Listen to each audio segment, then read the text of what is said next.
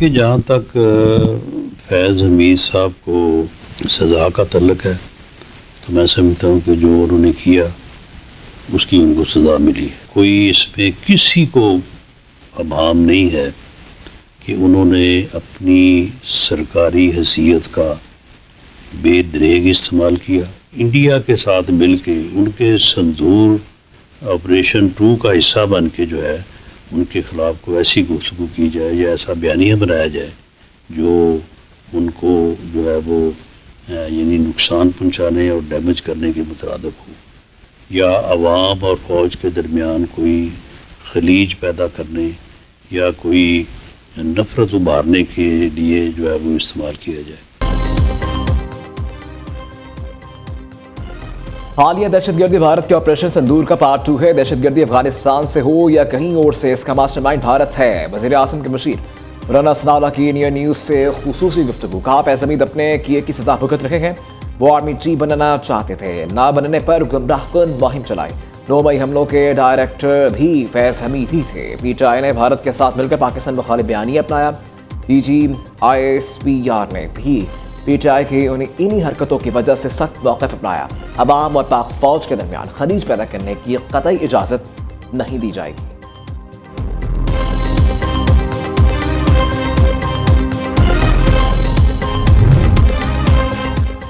सर्द मौसम में सियासी पारा हाई। ऑपोजिशन इत्तेहाद हुकूमत के खिलाफ सरगर्म। तहरीक तहफ़्फ़ुज़ यानी पाकिस्तान का 20 और 21 दिसंबर को कौमी कॉन्फ्रेंस के इनेकाद का ऐलान। सियासी कायदीन से मेल मुलाकात और रबते उरूज पर तहरीक तहफ़्फ़ुज़ आइन के वफ़द की मौलाना फजलुर रहमान से मुलाकात। सरबराह JUI को कौमी कॉन्फ्रेंस में शिरकत की दावत दे दी। अपोजिशन इत्तेहाद के रहनुमा कौमी वतन पार्टी के सरबराह आफ्ताब अहमद खान शेरपाव से मिले।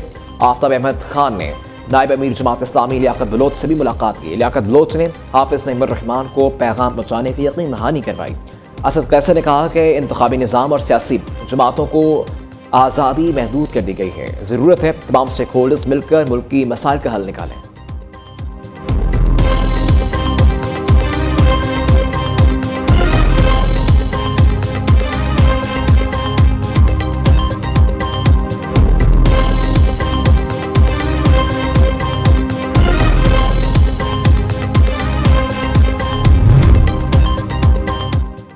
आज़रबाईजान की पाकिस्तान में तकरीबन $2 अरब सरमायाकारी में दिलचस्पी है। तवानाई, तेल, गैस, मादनियात, माइनिंग, तावन के तरजीही शोबे हैं।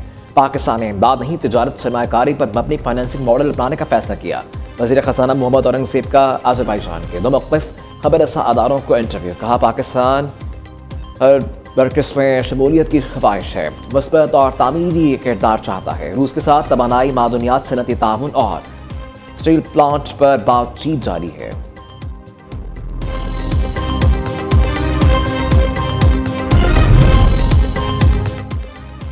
जिसकी इमानत उसी की छत, जिसकी जदोजहद उसी का हक। वज़ीर आला पंजाब ने 720 वर्कर्स के लिए नए तामीर शुदा 720 फ्लैट्स की कुरानदासी की।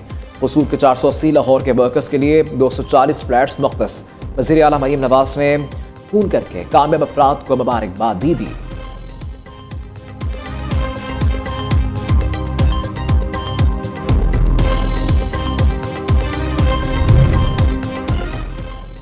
वज़ीर आला पंजाब की हिदायत पर ट्रैफिक सिग्नल्स पर रश और लंबी कतारों का मौसर और जदीद हल। लाहौर में पैदल चलने वालों की हिफाजत के लिए पब्लिकन सिग्नल्स की तनसीब का फैसला। यूरोपीय ममालिक की तर्ज पर लाहौर में जदीद ट्रैफिक मैनेजमेंट सिस्टम मुतारिफ करवाया जाएगा। पहले मरहले में लाहौर की 20 से ज़ायद आम शाहराहों पर जदीद सिस्टम लगाया जाएगा। सूबाई वज़ीर इत्तलात असमा बुखारी कहती हैं कि वज़ीर आला मरीम नवाज ने शफाफियत और मेरिट का नया मॉडल मुतारिफ करवाया। दुनिया भर में वज़ीर आला पंजाब की कामयाबियों की मिसाल दी जा रही है। रावलपिंडी में ITCT मरी में जनरल अस्पताल की मंजूरी दी गई।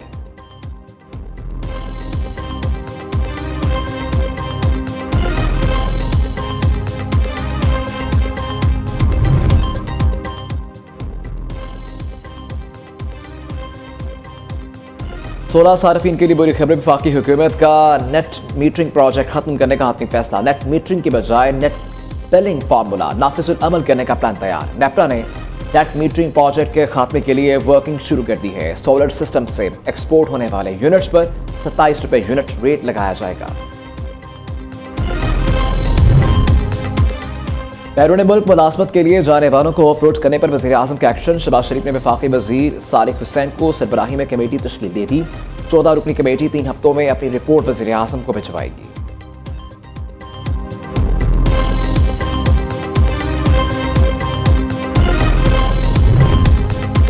वज़ीर आला खैबर पख्तूनख्वा का शहदा के वरसा के लिए इमदादी रकम 50 लाख से बढ़ाकर 1 करोड़ करने का ऐलान। जख्मी एहलकार के लिए इमदादी रकम 10 लाख से बढ़ाकर 25 लाख रुपए कर दी गई। सुहेल अफरीदी की मई 2025 की भारतीय हमले में शहीद एहलकारों के वरसा से मुलाकात। शहदा हमारा फ़ख्र है। खैबर पख्तूनख्वा हुकूमत शहदा के वरसा का भरपूर ख्याल रखेगी।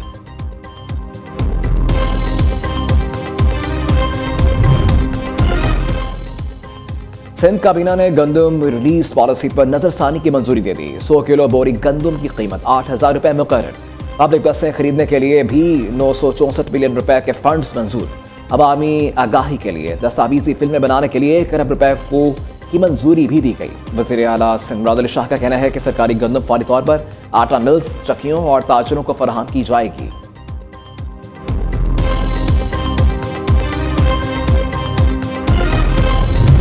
धुंध, वो भी अंधाधुंध। पंजाब के मुख्तलिफ शहरों में रात से धुंध में हो गए गुम। हद निगाह सफर मुश्किल हो गया। मोटरवेज मुतादिद मकामात पर बंद। जीटी रोड और कौमी शाहराह पर भी ट्रैफिक की रवानी मुतासिर। बालाई सिंध और खैबर पख्तूनख्वा के कई इलाके भी धुंध की लपेट में आ गए। शुमाली इलाकों में भी बर्फबारी।